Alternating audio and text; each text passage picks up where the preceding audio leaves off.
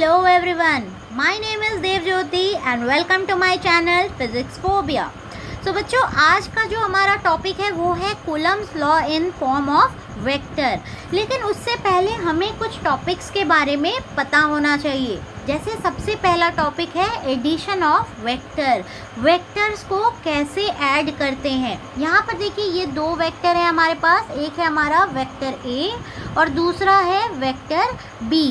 पहले के हेड से दूसरे के टेल को जब हम कनेक्ट करते हैं बिना किसी डायरेक्शन में चेंज किए और पहले के टेल को और दूसरे के हेड को जब हम मिला देते हैं तो यही जो हमारा बन करके आता है इसे ही हम लोग क्या कहते हैं, रिजल्टेंट वेक्टर. ठीक है.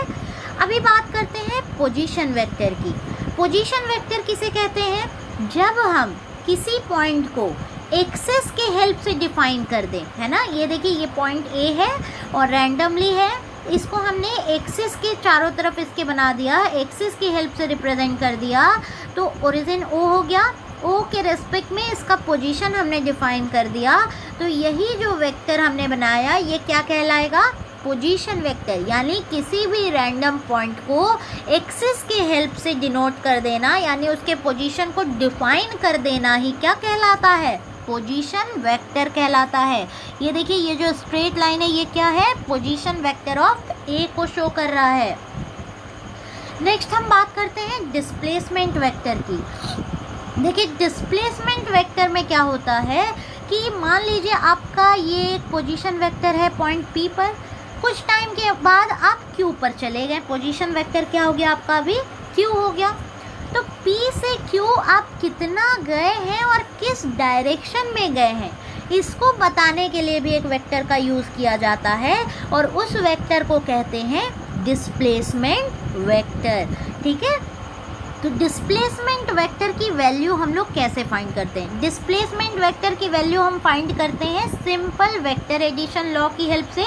यहाँ पर देखिए क्या हो जाएगा, OP plus PQ is equal to हम लोग लिख सकते हैं OQ. वेक्टर रहेगा सबके ऊपर. ठीक है, सब वेक्टर है ना.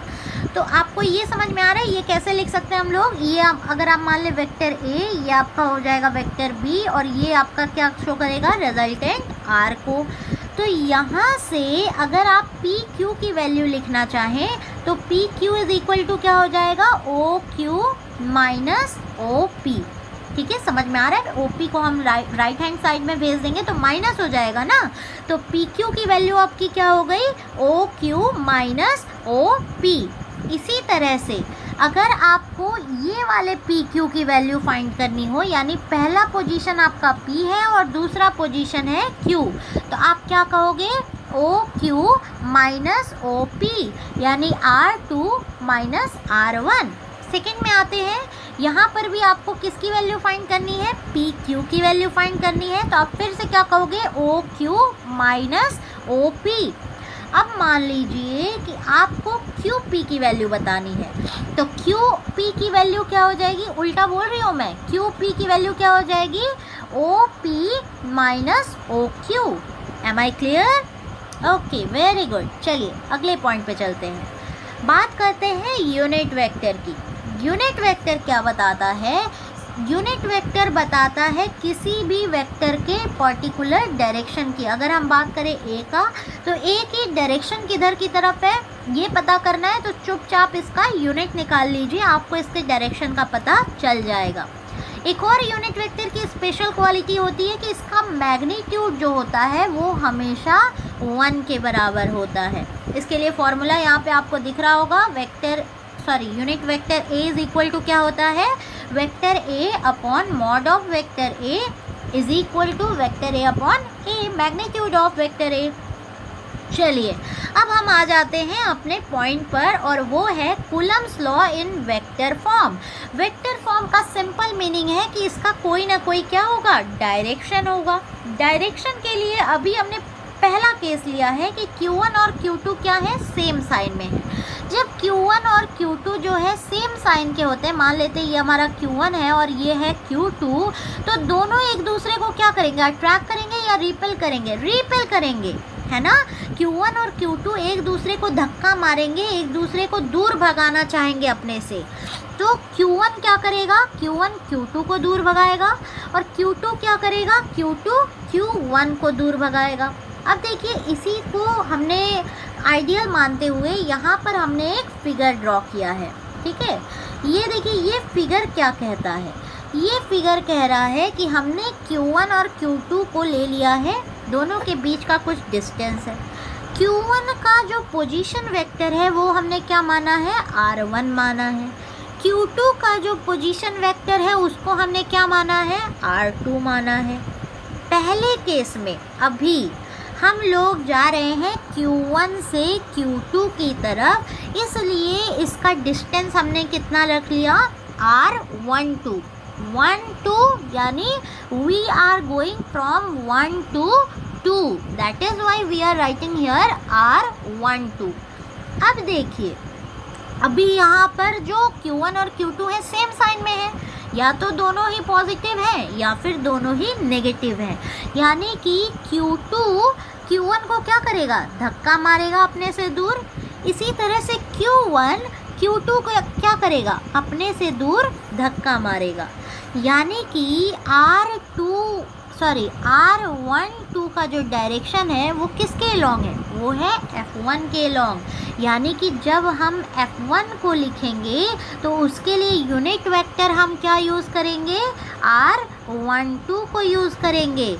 अगर हमें F2 लिखना हुआ तो बताइए F2 का डायरेक्शन इस तरह से है, तो ये यूनिट वेक्टर की वैल्यू क्या हो जाएगी, Q2 से Q1 की तरफ, यानी कि डिस्प्लेसमेंट वेक्टर की वैल्यू क्या होगी, R21, है ना। और इसी को अगर डायरेक्शन में लिखना होगा तो यूनिट वेक्टर R21। तो अगर हम F2 का फॉर्मूला लिखेंगे तो उसके लिए कौन सा यूनिट वेक्टर यूज़ करेंगे, R21। क्लियर है आपको। चलिए तो अब बात करते हैं यहाँ पर फॉर्मूले की। तो ये देखिए F1 इज इक्वल टू क्या हो गया, 1/4πε0 Q1 Q2 अपॉन में R12 square unit vector R12। Unit vector R12 क्यों लिया, क्योंकि F1 का डायरेक्शन ही तो R12 की तरफ है, और यूनिट वेक्टर किसे शो करता है, यूनिट वेक्टर डायरेक्शन को ही बताता है। अगर यहाँ पर F2 लिखे होते तो किसका डायरेक्शन लिए होते, R21 का डायरेक्शन लिए होते। अभी देखिए यहाँ पर R12 होता क्या है, vector R12 upon mod of vector R12, R12 upon R12 vector R12 upon R12। तो यहाँ पर R12 इज इक्वल टू क्या हो जाएगा, वो हो जाएगा R2 माइनस R1। R12 क्या है, एक डिस्प्लेसमेंट वेक्टर है, तो इसकी वैल्यू हो गई R2 माइनस R1। अभी चलिए बात करते हैं F2 के लिए, ये तो बात थी F1 की। अभी F2 का डायरेक्शन किधर की तरफ है, F2 का डायरेक्शन है 2 से 1 की तरफ, यानी यहाँ पर जो डिस्प्लेसमेंट वेक्टर हम यूज़ करेंगे वो R21 यूज़ करेंगे। तो ये देखिए F2 का फॉर्मूला हमने क्या लिख लिया, simply 1/4πε0 Q1 Q2 upon R21 square, and the direction of this force F2 is along R21, that is why we are writing here R21 in unit form। R21 की value R1 minus R2। Clear है आपको। अब देखिए यहाँ से हमें conclusion ये मिलना है कि जो दोनों का मैग्नीट्यूड है, डिस्प्लेसमेंट वेक्टर तो Q1 से Q2 की तरफ है, तो मैग्नीट्यूड तो दोनों का क्या होगा, सेम होगा, लेकिन डायरेक्शन क्या हो रहा है, दोनों का अपोजिट हो रहा है। डायरेक्शन हमने R12 का अपोजिट लिया था, और यहाँ पर देख लीजिए R21 का डायरेक्शन अपोजिट है, तो दोनों को हम डिनोट करेंगे विद नेगेटिव साइन। ओके, अब बात करते हैं नेक्स्ट केस की। इस केस में क्या है कि Q1 और Q2 का जो साइन है वो अपोजिट है, यानी कि फोर्स एक दूसरे को किधर की तरफ खींचेंगे, अपनी तरफ खींचेंगे। Q1 Q2 को अपनी तरफ खींचेगा, Q2 Q1 को अपनी तरफ खींचेगा। अभी देखिए Q2 जो है Q1 पर फोर्स लगा रहा है और अपनी तरफ खींच रहा है, तो ये फोर्स आपका क्या हो जाएगा, F2 हो जाएगा। इसी तरह से Q1 भी Q2 को अपनी तरफ खींच रहा है, तो Q1 की वजह से Q2 पर फोर्स क्या लग रहा है, F1, और उसका डायरेक्शन किधर की तरफ है, Q1 की तरफ। अब अगर इसकी बात हम करें in the form of displacement vector, तो देखिए F2 के लिए डिस्प्लेसमेंट वेक्टर क्या लेंगे, इसी तरह का लेंगे ना, जिधर की तरफ F2 जा रहा है, 1 2 2, दैट मीन्स R1 2। F1 के लिए डिस्प्लेसमेंट वेक्टर क्या होगा, 2 2 1, यानी कि R2 1। अब इसी को यूनिट के साथ ले लेंगे। ये देखिए आपका क्या हो गया, F1 is equal to 1/4πε0 Q1 Q2 upon में R21 square unit vector R21। F2 क्या हो गया, 1/4πε0 Q1 Q2 upon R12 square unit vector R12।